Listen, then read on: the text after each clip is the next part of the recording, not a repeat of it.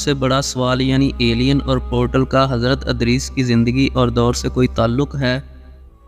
حضرت ادریس علیہ السلام اللہ کے تیسرے پیغمبر تھے جو حضرت آدم اور حضرت شیس علیہ السلام کے بعد نبوت کے منصب پر فائز ہوئے۔ آپ کی پیدائش قدیم شہر بابل میں ہوئی۔ روایتوں کے مطابق حضرت ادریس نے دنیا میں لوگوں کو سب سے پہلے لکھنے، پڑھنے اور تعلیم حاصل کرنے کا درس دیا۔ آپ کا زیادہ تر وقت درس و تبلیغ میں گزرتا تھا، چنانچہ لوگ آپ کو ادریس یعنی درس دینے والا کہہ کر پکارنے لگے۔ آپ علیہ السلام حضرت شیس کی 5ویں نسل سے تعلق رکھتے تھے۔ مورخین کے مطابق حضرت ادریس حضرت آدم کے 500 سال بعد اور حضرت نوح علیہ السلام سے 1000 سال پہلے پیدا ہوئے۔ حضرت آدم علیہ السلام کے بیٹے حضرت شیس کا انتقال ہوا تو کچھ عرصے بعد ان کے پیروکار بہت کم تعداد میں باقی رہ گئے۔